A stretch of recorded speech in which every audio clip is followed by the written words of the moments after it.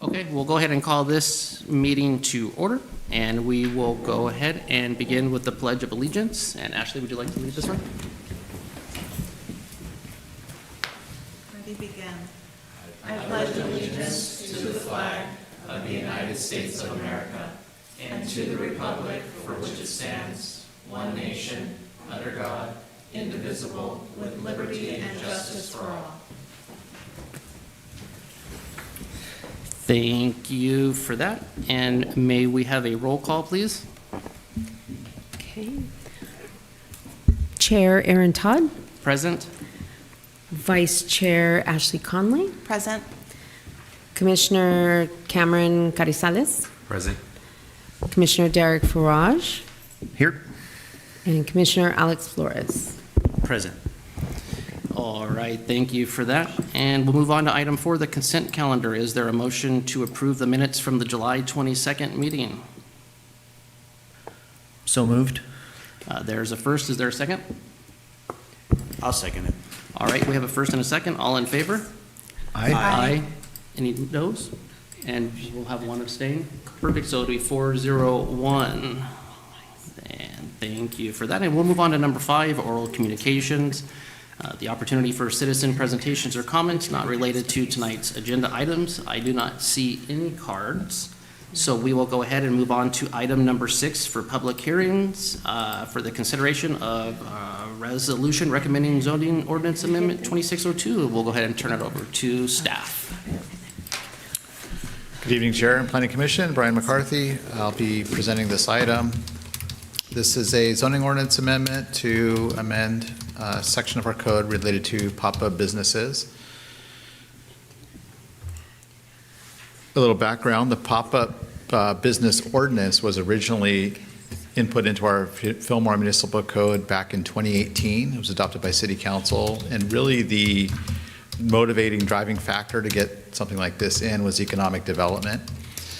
It was seen as a way to test the market for different products or different services rather than having a full financial investment and taking on the risk associated with that. It allows businesses opportunities to come in and test the Fillmore market, which is a good thing because it reduces the risk and gets them in. Commercial businesses are limited to certain zones in the city, so they're not everywhere. They're not in any residential areas. Residential areas be governed by like home occupation permits, so there's a big distinction between this and what someone can do at home. It's only allowed in the commercial highway, central business district, commercial neighborhood, manufacturing and industrial, and the business park zones. Over the years, you've probably heard the city's been working a lot on economic development and looking at different ways to improve our business friendliness throughout the city. So this is just one of many things that the city has looked at. This particular action was derived from the Economic Ad Hoc Committee. It's a policy direction. It wasn't based really on a lot of data or statistics that have been compiled over time because there's really not a lot of statistics out there on an ordinance like this, but it is a highly recognized tool in economic development used in many, many cities. So it's an effective measure, but without specific statistics for our city. This was the directive given by the ad hoc committee. And the main crux of their direction was to look at the time extension. They had heard some feedback from businesses that the pop-up business is less appealing because the time frames are relatively short. Currently 45 days plus 45 days, so it's a 90-day maximum today under the pop-up business use permit. So this ordinance would extend that. You would have 180 days as the initial period with the potential for another 180-day time extension. And there are specific parameters you have to meet to get another 180-day time extension. Summary of other things that are captured in this ordinance are clarification of what pop-up businesses are, that they must have an active business license, that they will expire, that no vested rights are created, and that they must demonstrate access to permanent hand washing and restroom facilities within 200 feet. So oftentimes as staff starts to go through the code, we find other things that need to be cleaned up or clarified based on practice. So that's a summary of kind of the overall gist of the changes.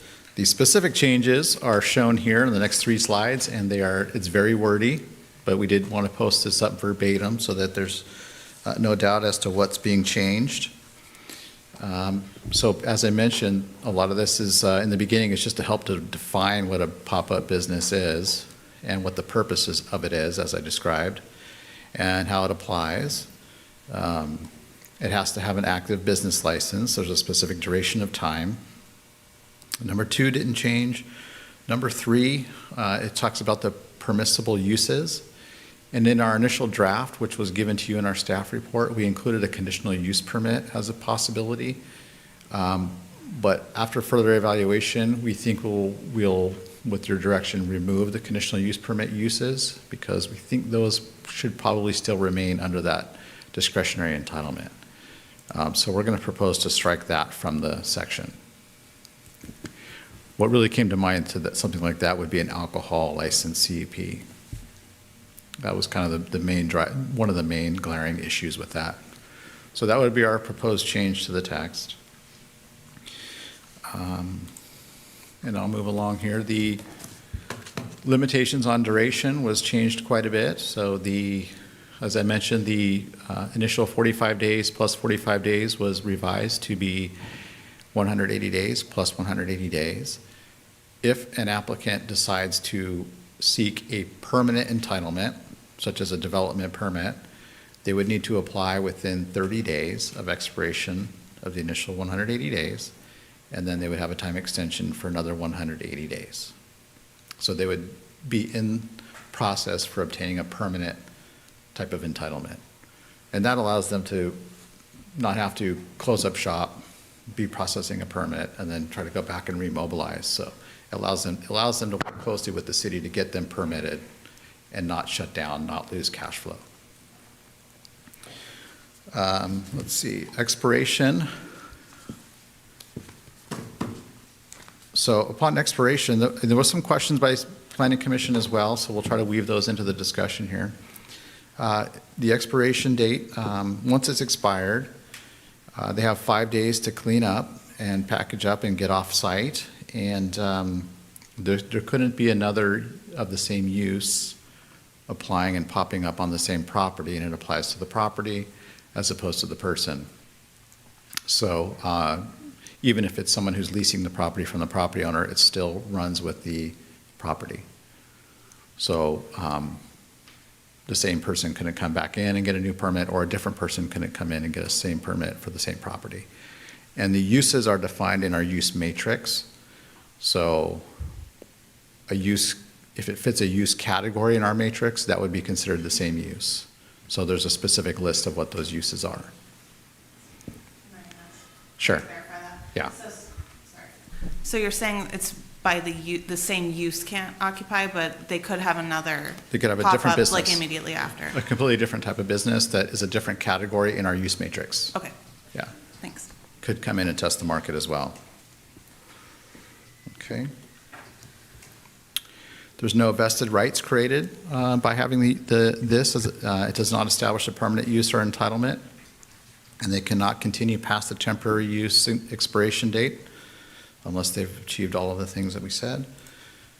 They must still comply with building code and fire code requirements and other state laws that govern it. So it's meant to keep the health and safety and fire code requirements in place. And as part of the TUP review, city staff does investigate the property.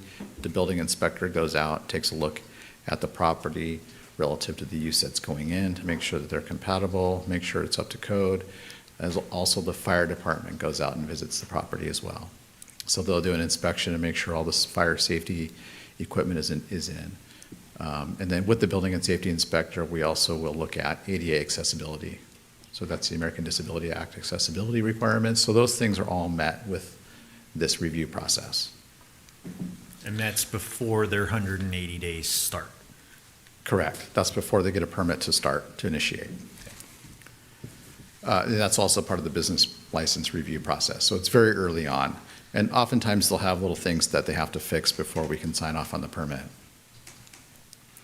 And we're looking for a lot of health and safety issues and applying time-critical expiration dates and things like that. And we do have some standard conditions of approval, basic things like keeping it clean, not, creating noise, and some of those basic conditions of approval, but it doesn't go to the same level as what a discretionary entitlement, like a development permit or a conditional use permit.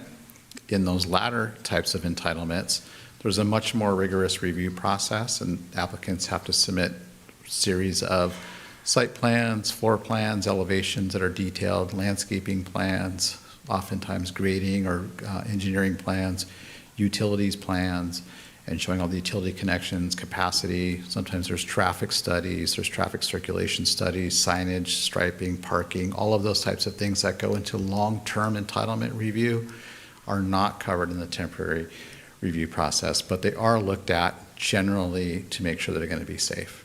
And then they get monitored over time as well. Okay, so that's a big distinction between the two. But the temporary use permits are generally expected to go into areas that are previously developed. And so there should be adequate facilities available to it. One of the specific requirements in this ordinance is they have access to sanitation facilities. So that's a big indicator that the site is developed and improved.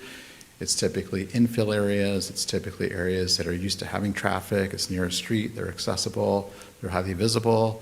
And so it shouldn't really appear too much as a new type of use or a new impact on the community. They're supposed to kind of blend in. Okay. They can't have hazardous materials. And as far as CEQA goes, well, I'll get to CEQA. Here's CEQA as the next slide. This zoning ordinance amendment itself is exempt from CEQA. Projects that might trigger a significant environmental hazard or impact could be ruled out because we could say, well, it's not really meeting the definition of an exemption from CEQA, like an infill project or a de minimis type of a project. If it's significant, then it wouldn't qualify as a temporary use permit. But for the aforementioned reasons about its infill, it's previously developed, there are sanitation facilities, all those types of things would indicate that there's really not going to be a CEQA impact.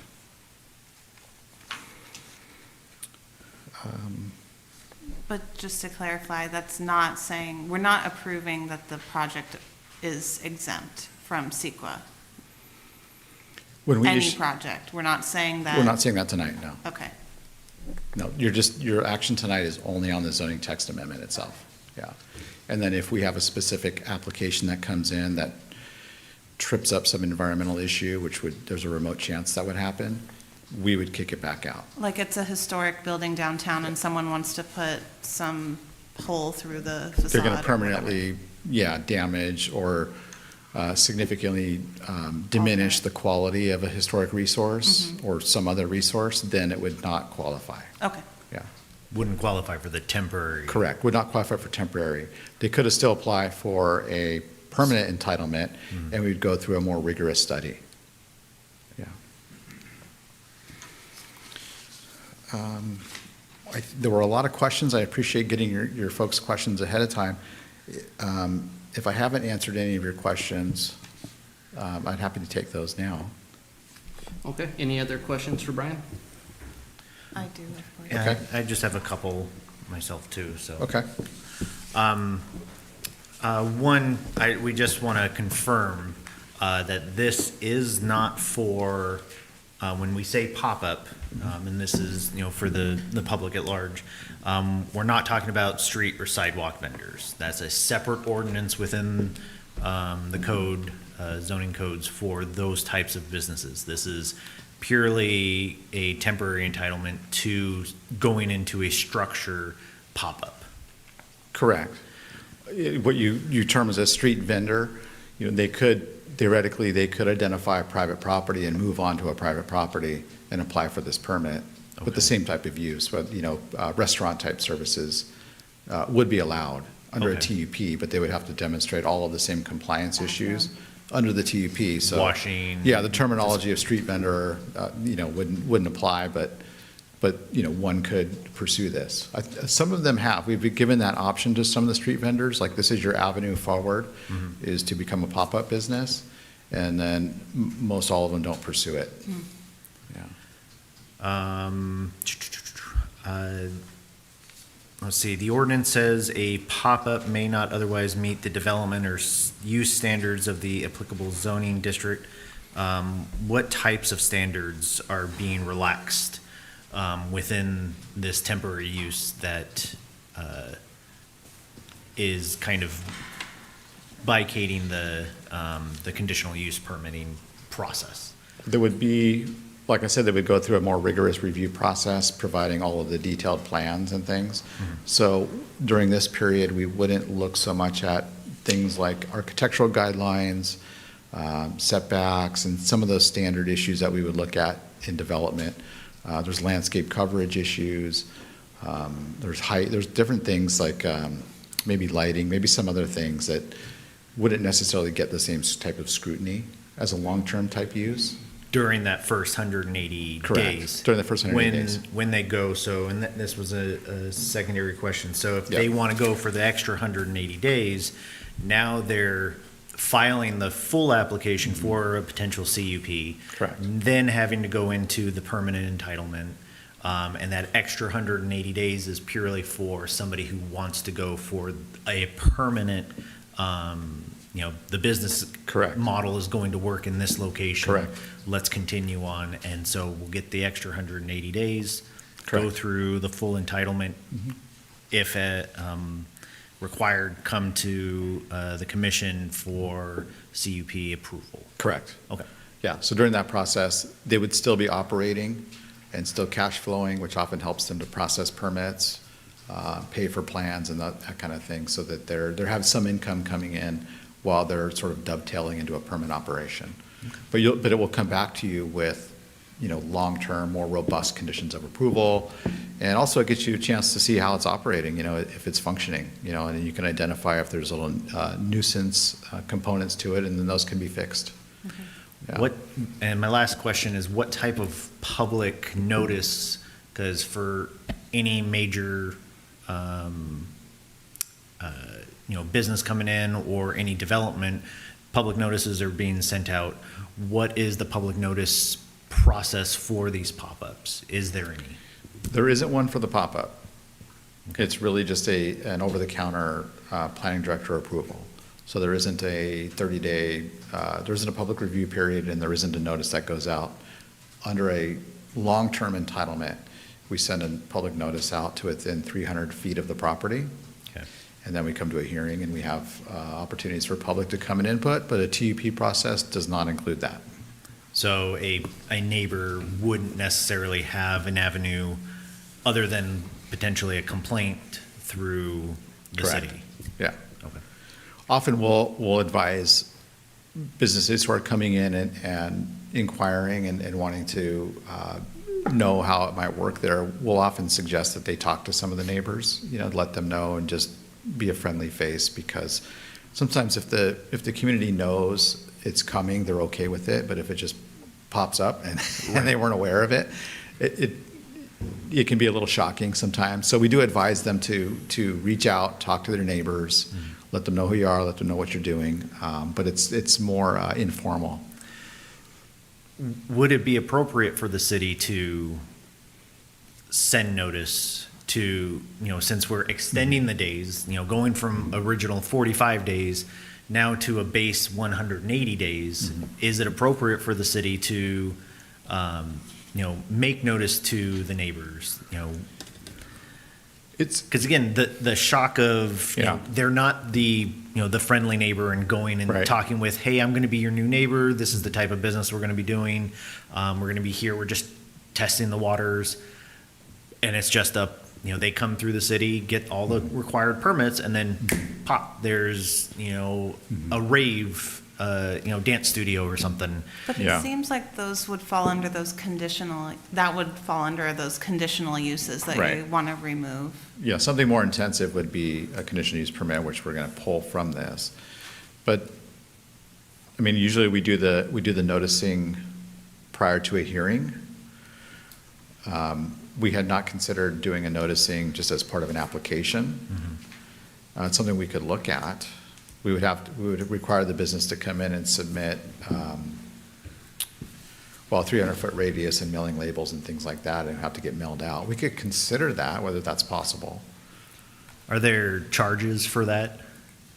There would be a charge. Yes, it would be an additional charge, Okay. just to create the labels and distribute that. Right now, we charge a flat fee of, I don't know, $190 or something like that, but it comes up short. Right, but again, I'm just thinking, Yeah. this is a business coming in to It's- test the market. We don't want to overload them with, necessary, potentially unnecessary fees. I'm just, It could be promotional in a way. potentially, yeah. Yeah, Like, it could hey, be. this business Right. is going to be here now. What do you Yeah. think? I mean, we could look at whether that would need to be added to the ordinance as a requirement, or if it's something maybe we put on the application form. Okay.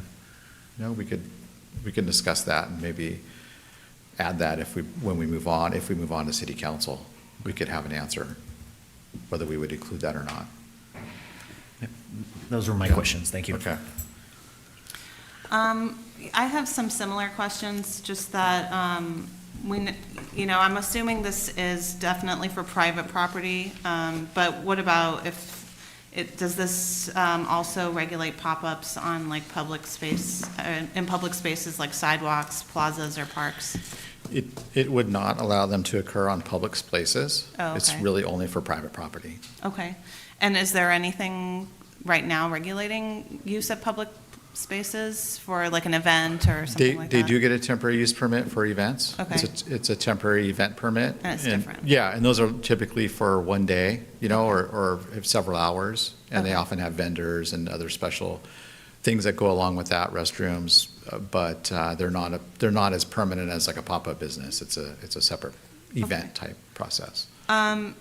Is there any kind of a pop-up that wouldn't require a full temporary use permit? No. Okay. What about waste removal and cleanup requirements? For example, you don't want this pop-up to be using city trash cans to put all the refuse from the business operations. Is there anything currently required? Yeah, that's a condition of approval. Okay. So it gets stapled to their permit. It has a list of conditions that requires things like that. Cleaning up your trash, making sure you have trash service if it's the Okay. municipal service that you're using that, or it's removed from site. But they do have to have receptacles as applicable. Okay. Yeah. And what about, like single-use plastic regulations, like, using plastic bags and cups and styrofoam? Is there any regulation currently? We don't get into something like that. I don't know what the state regulations might be for those types of things, but we don't have any local restrictions on types of materials. There's no like required vendor list of compostable products or anything like that? No. Okay. No, we do have our standard solid waste recycling requirements. Okay. So we recycle, I believe it's 60% of all our materials in the city, and so the municipal waste haulers require trash separation. So they would dual still- stream trash cans and Yeah, I stuff? mean, they would be complying with all of the same things as you would at your home, Okay. yeah, or business. So then also, what does it look like if there's a violation? Does the city rely on people complaining about, oh, I went into such and such and there's, the toilet never is working and there's rats everywhere? Are you relying on complaints like that, or is the city sort of monitoring? It sounds like the city is monitoring along the way. Yeah, we do inspections beforehand to make sure everything's working, and we would identify if there are, rodents or anything that looks hazardous or unsightly, and we require those things get cleaned up. Okay. We do that beforehand, and then once they move in and get operating, we are a complaint-driven code enforcement, basically on all things, but when it comes to active use permits like this, we do periodically, drive by or check in Okay. and identify things ourselves as staff. But mostly, if there's an issue, it will come from a complainant, either someone who's been a patron of the facility will often be the one who complains, Yeah. or it could be a neighbor. Okay.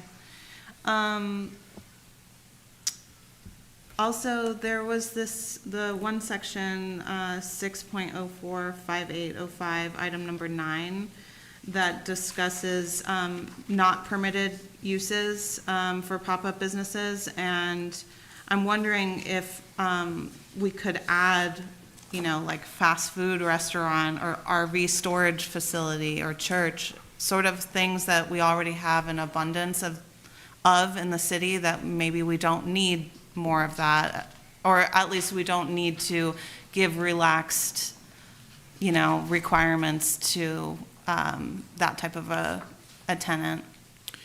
Yeah, that would be a sort of a separate directive from the ad hoc committee, Okay, or otherwise applied by someone from the public. It's really a different objective than this ordinance that we're processing tonight. This is really to just provide pop-up business time extension for the most part. Right. To go through the matrix and rule out various uses from occurring within the city would take a much more robust analysis and a different proposal to come back to you. okay, because to Yeah. me, it seems like, we're quadrupling the amount of time, Mm-hmm. and a year, somebody could be in the space, and it just seems like it's really moving from like a temporary kind of, can we hack it, to somehow maybe this could be used to skirt regulations in some way. And that's kind of why I'm asking that question.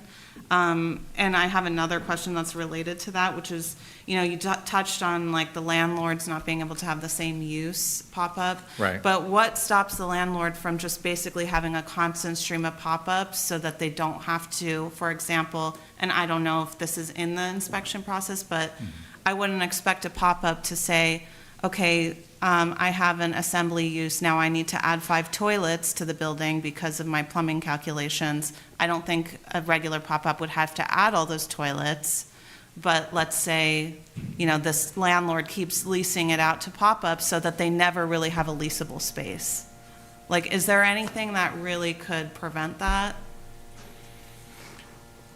Well, it would, if it starts to get out of control like that, Yeah. we would find a way to pull it back in. Okay, We don't see a lot of pop-up business applications like that, Yeah. really, in practice.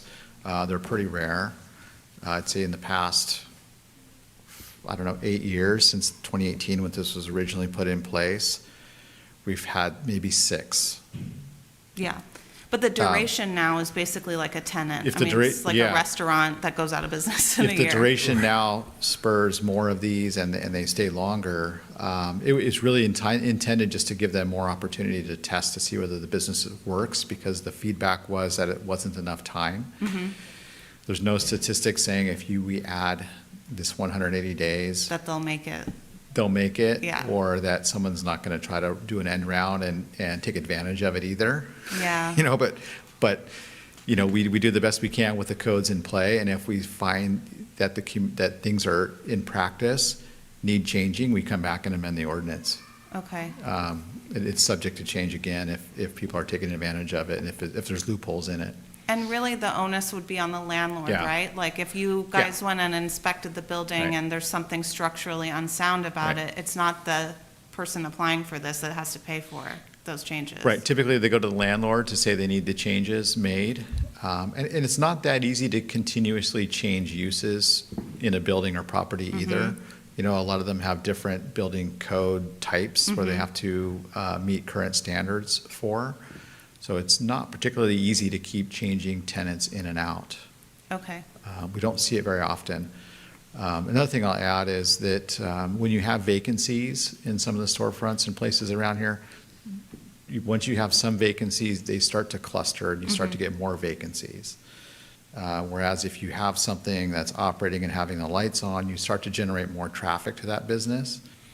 And then the businesses, like you see in downtown or other strip malls and things like that, they form more symbiotic relationships. So you get pass-by trip, what I call pass-by trips. So if someone wants to go, let's say to CVS, and then, I can go, let's go run across the street and go to La Fondita, things like that. So by putting a business in there, sometimes it helps the adjacent businesses as well. yeah, So that's part of the goal here, is to just try to prevent as many vacancies as you can, because the one vacancy starts to trickle out into more and more.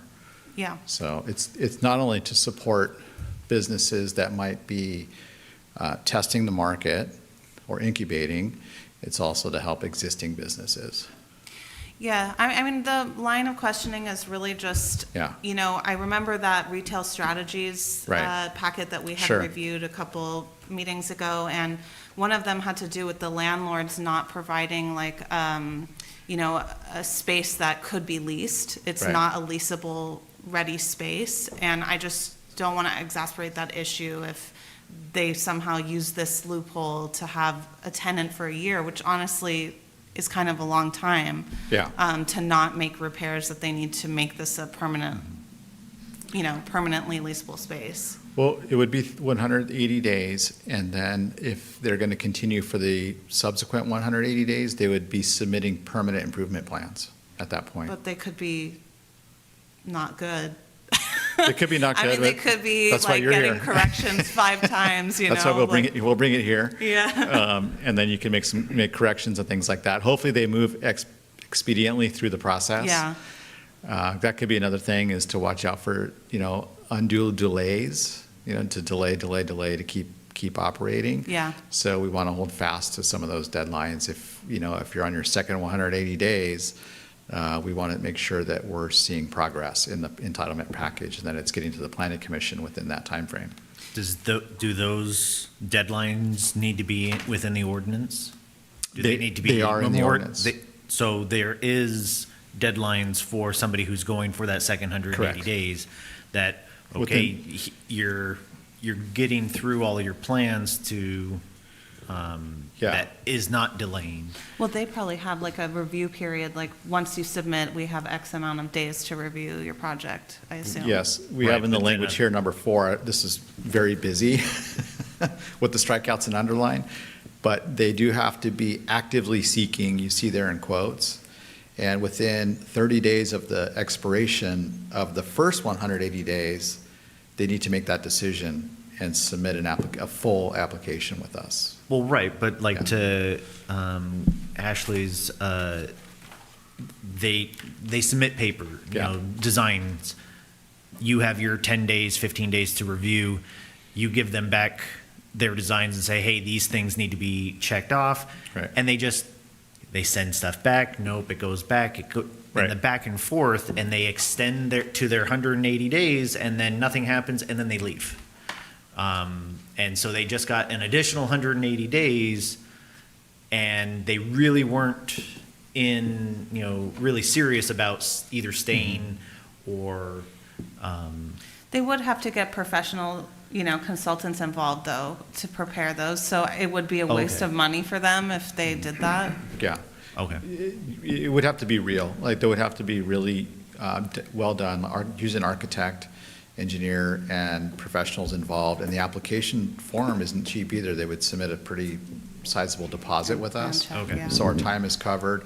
So, you know, it would be silly for them to kind of play that game, you Okay. know, by submitting a bunch of money and hiring people and making it look real just for 180 days. Right. Okay. But we do have the ability to check and make sure they're making progress. If they are gaming it, you know, we would say, hey, this isn't substantial progress, this is wholly incomplete, and we're going to, you know, revoke your time extension. And this is director's discretion anyway. Yes. That's the comment that I was gonna make. There's some wiggle room there for the city to make that determination, where the director can make the determination that if somebody's dragging their feet, could provide that information, and then the determination that the temporary use permit's expired. It probably would need to identify a specific date Reason. in the factual findings, but you're correct. Yeah. I have one last question. Sure. Just, I know that we just quickly crossed out that conditional uses. And I just want to know what those are, because I don't have that committed to memory. Well, the one thing where I realize there is a big discrepancy there would be like an alcohol license, which is a conditional use permit. And I don't think we would want that to be a temporary use permit. That would still need to go through city council. It's actually a city council approved CUP. Okay. And then that gets submitted to the state alcohol bureau. Right. Are there Could you There's list other the other thing- ones? I'm sorry. I mean, I'd have to go back, but it's like, auto repair type uses.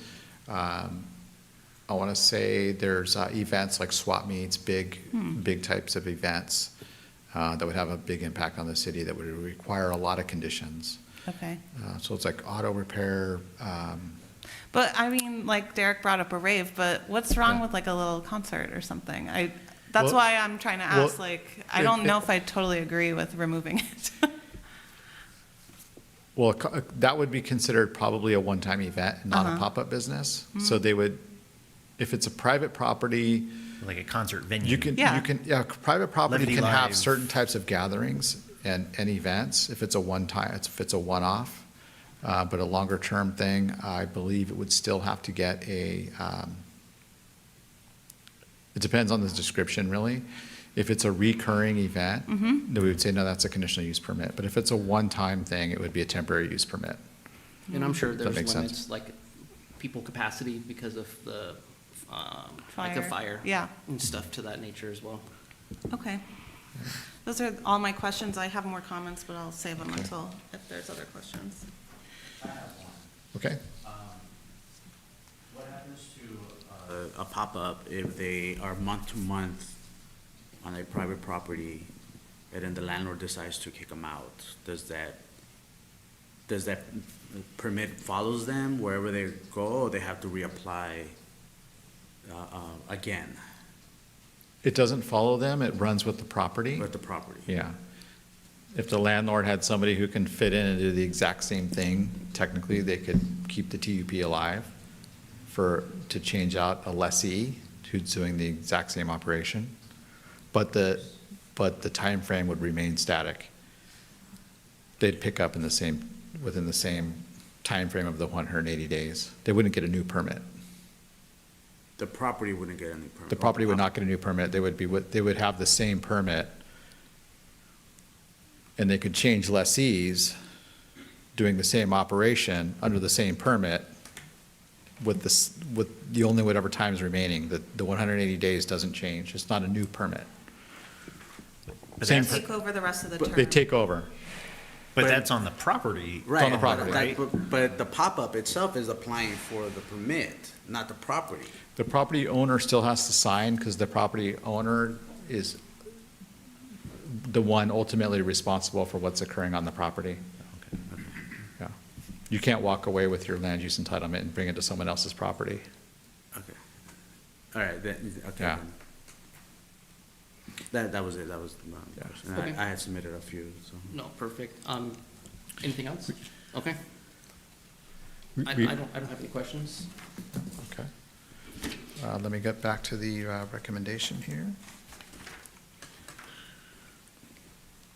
So we had that one change to the text where we would remove the conditional use permit.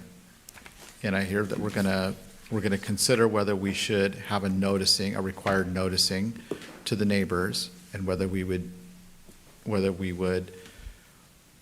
put that in the application form, or whether that has to be in the zone text. And then there was one suggestion, I think, that Alex made.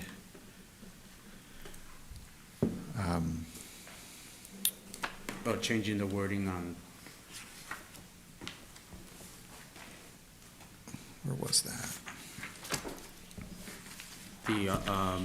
at least one calendar year has Yeah, passed. so in item 5, he was suggesting we should change the part that says where more than 1 year has passed, that last sentence on number 5.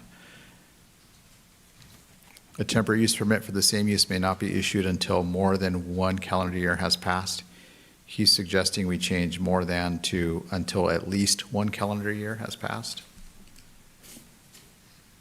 I don't believe that we don't feel that's consequential to the intent of it, but if the commission prefers Issued until more than 1 year, at least instead of more than, until, we can make that change as well. you could just say until 1 year has passed.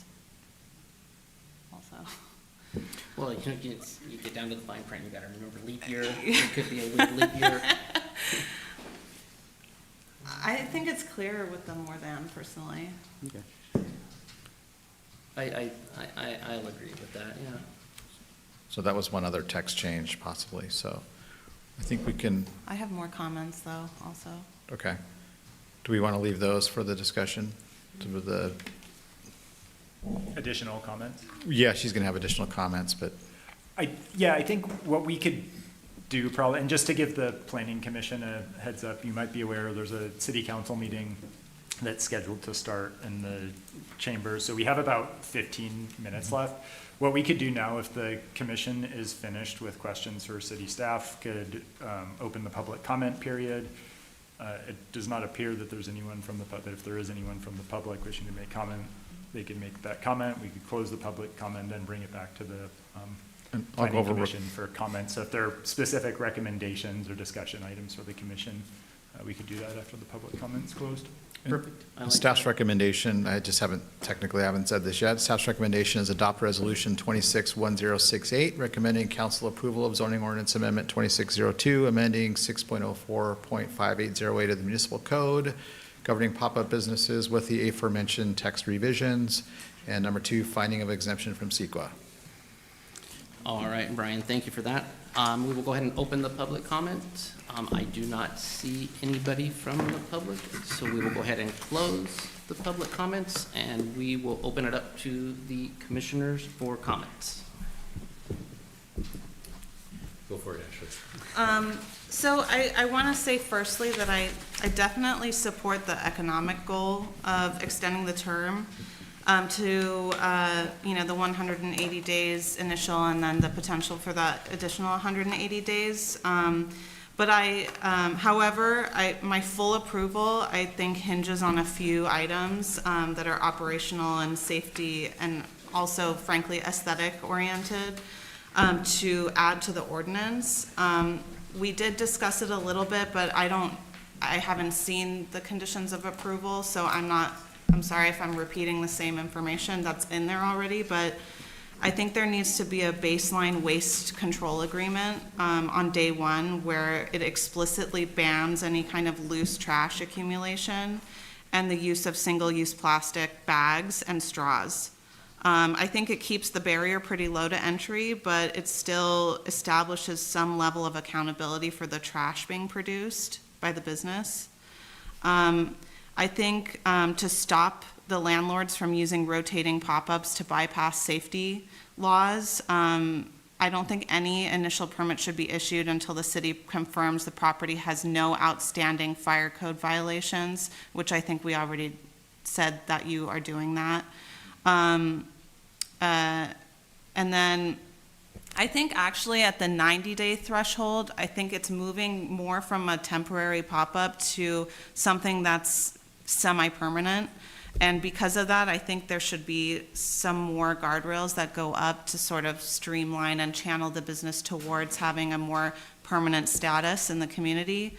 So I think at day 91, the ordinance should require a ban of all styrofoam products being used at the business. All single-use to-go foodware should be, from that point, should be 100% marine grade, marine degradable or commercially compostable materials. I'd like to see that the operators at that point provide clearly labeled dual stream customer disposal bins for recycling and organics on site, and to submit a formal disposal plan detailing collection frequency, explicitly prohibiting the use of municipal public trash cans, which we said is already kind of not allowed. And then I also think that there's some aesthetic things that should come into play at this point, because at 90 days, if you're renewing and you're continuing, you're going to have some signage. And I think my concern is that the exterior signs should, from that point, be more permanent in nature and should follow the zoning requirements for signage, material, structural, and sizing. And I think that the windows should be required to be 60% transparent to the exterior. And they should be, free of any kind of debris or stock, basically, that's not in a presentation manner. And that the exterior, if there is any exterior lighting, that it needs to be downward facing and not blinking or flashing. So those are the items that I think should be added to the ordinance, because like I was saying before, we're going from 90 days, well, 45 days, to now potentially 360 days. So that's a much bigger impact, in my opinion. And I think by kind of distinguishing that 90-day point as a threshold to sort of transitioning into something more permanent, that's how I would feel comfortable with it. All right, thank you for that. Anybody else? Just on, the 90-day, I like some of your ideas, definitely, having signage and, is it gonna be on a, an A-frame sitting outside? There has to be some safety on sidewalks and things like that. With regards to, making it a requirement after a 90-day thing, the idea is to give them that first 180 days to see if it's, economically viable for the market. Requiring something at the 90-day mark is, only halfway through their first initial, entitlement, temporary entitlement. I can see where moving forward, going into the extra 180 days, having that requirement, but that's going to be a requirement because now you're going for full approved CUP and things like that. So I don't necessarily know if that's viable for a business to, be required at a half-day mark on a temporary thing. I'm just thinking of like things that are flashing lights, or, like someone just puts like a piece of computer paper in the window. That's the sort of thing I'm thinking like that should not be allowed after 90 days. I get you. So having a better A-frame and having it look nicer compared to, somebody writing, we're now open or something. Right, like lemonade stand. Right. Yeah. Okay, Yeah. I see. And I feel like it could just be an over-the-counter, like, quick review with the staff at that point. That's my feeling, but, it could be that 180-day point. Would that require a full review? Well, they still wouldn't be able to violate the ordinance for sign regulations. Okay, Yeah. So they would still adhere to. Yes. from all day of- one. Okay, okay, that- then, never mind. Speaking towards, again, requirements of, the single-use bags, single-use, utensils and everything. I don't know the Styrofoam. cost, styrofoam, I don't like styrofoam because you can't reheat it, if it's food related, myself. But again, if somebody's trying to come in and trying to see, will this, business work, I think putting some of those more expensive, restrictions on first, up front, I think definitely putting it into, a conditional use permit where they're going to get permanent, or have permanency, I think is absolutely, admirable, and I think should be looked at. But again, this is somebody coming in going, I have this idea, is Fillmore the market for it? Right, but then, what if it was at the 180-day point? Because I feel like it's like, sure, you're using the stock you have, right? Of your single-use plastic bags and your styrofoam, but at that point, it's like, enough is enough, this is really harmful to the environment, we know that. We need to be moving towards, there's so many relaxed, guidelines here that I think that one could be a reasonable guardrail. Do we apply that to regular businesses? I'm not sure. I don't think we should. Because if I just don't we're think not we should do applying that. it to regular businesses, I think they could make a case against. I don't think we should ask a pop-up to be way up here on the pedestal of requirements when currently the local businesses don't have that.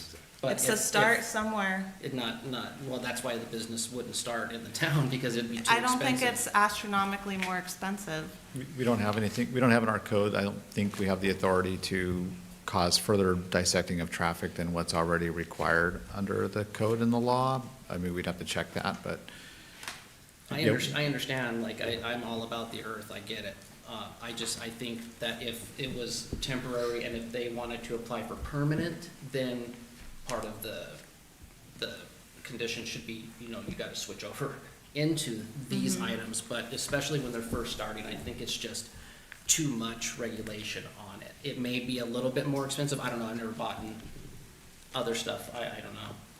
But I just think it's too regulatory up to the point where we're telling them, you've got to provide all of this and do all of this, just, to make a little bit per se, I don't know, a little bit, and then, or if they tried it out the other way and it worked, and then they decide to move in permanently, then possibly look at changing however the verbiage is, as long as we stay in compliance with what we're requesting of any of the other food establishments, the Sonics or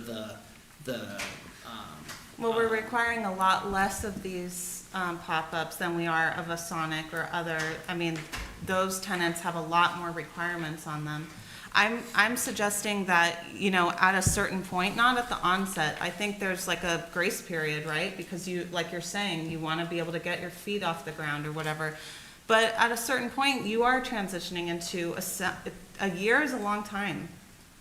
A restaurant that's a real, business that's got a full permit may not even last a year. Well, just remember, there's some businesses in this town as well that are well implanted in the town and struggle daily.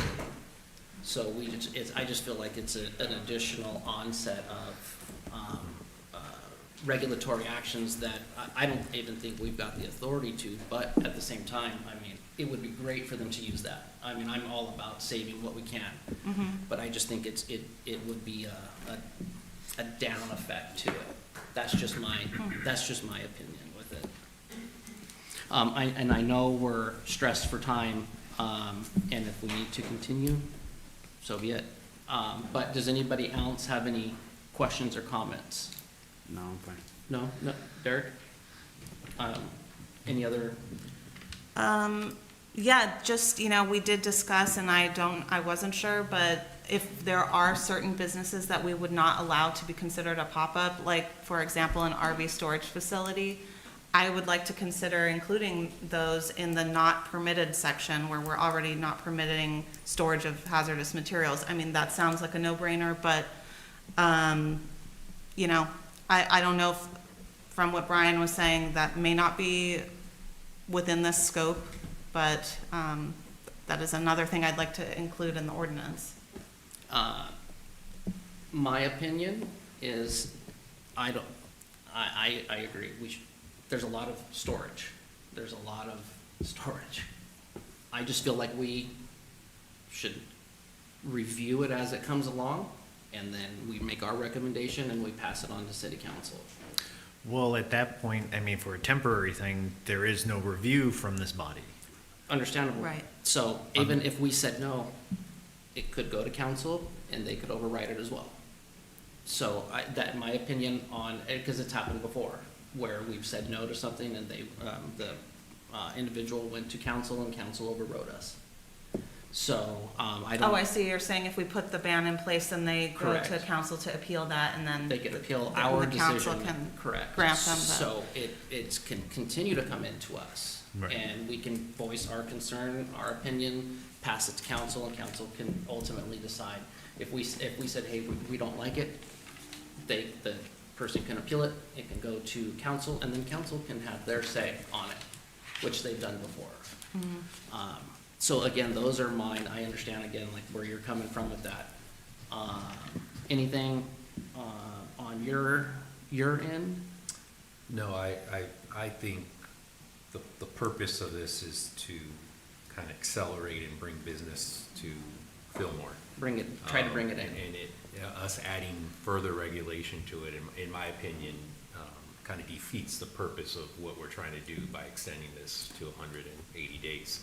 I think we're thinking of this as maybe some bad actors and setting something up for the few bad actors instead of the majority that will follow the guidelines and will do the right thing. So I'm okay with approving the amendment as it states plus the modifications. Okay. Okay, perfect. So we've all had our say. So is there a motion to, or do you want to read would somebody like to read the motion? Yeah, I forget where we're at, but. So the motion would be, I could actually read it. It would be the first sentence of the staff report.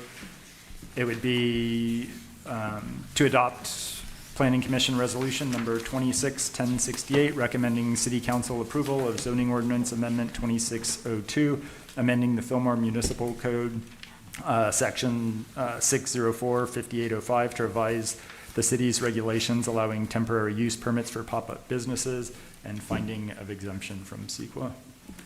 Okay, perfect, thank you. So we have a motion, correct? A motion. Okay, we have a motion. Is there a second? We wanted to make sure we had the removal of the CUP wording that was presented from staff, and with the noticing to neighbors, direction towards staff to review. Correct. So it includes exactly what you just said, the information to the residents or to the local area. Right. And say the first part that I read second. With the removing of the CUP wording from the ordinance. Correct. So the removing of the CUP wording and the notification to the residents in the area. I have a motion to pass. Okay, so we have a motion. Is there a second? Well, I have a question. Don't we need to see what that wording is regarding the noticing? I mean, Well, We don't it's know just what we're direction, adding. it's just direction to staff to review it, to potentially come back to come add back it. to us, Correct. okay. Yeah, to come back to potentially add it to the ordinance. Okay, Or if it's attached to the packet, correct? Was that? Or attach it to the application, Or if it's something that could be an application requirement. right. Okay. But it would be something that you would come back to the commission with. Well, what it would be, if we're making a recommendation to council in the ordinance, it would be maybe a staff rep to raise the issue to city council to consider Okay. that specific issue. So it would be, the question was raised regarding this, does council want noticing or not? So that could be the instead of having specific language in the ordinance, it could be to raise the issue as a point of discussion for council. could we similarly do that with the single-use plastics? I'd be okay with that and have council. To council. Yeah. Okay, I'll be satisfied with that. Okay, so then it's, With those two items. Okay, so let's back it up. Motion. Let's back it up. So we have a first and then we have a second with the removing of the CUP. the Notice to the- asking council about Notification. the Notification. notifying the residents in the area and asking council about the single-use item, food service items, correct? Whether there's an interest. Whether there's an interest to implement that. Okay. Okay, so now, And so that would be like an issue raised in the staff report, not in the text. correct, correct. That, Have a okay? motion on those. Is that okay, Brian? Okay. I'll second. Okay, we have a first. Oh, or did you already second? Okay, so we have a first, we have a second, we'll let you second, or Ashley second. All right, all in favor? Aye. Any opposed? No? Okay, perfect, so 5-0, perfect, thank you for that. Okay, so let me get through this really quick. I apologize to the members in the back there. I'm not used to this much pressure. got all the eyes on you. I know, huh? All right, so, perfect, thank you for that. All right, number 7, are there any brief reports from the commission? No, okay, perfect, thank you. And then Brian, are there any? We have nothing else to report. Okay, perfect, Thank thank you, you. Brian, I appreciate that. All right, we'll move on to number 8. I will go ahead and adjourn the meeting to the next planning commission meeting, September 16, 2026, at 6:30 in council chambers, and thank you for everybody. Thank you.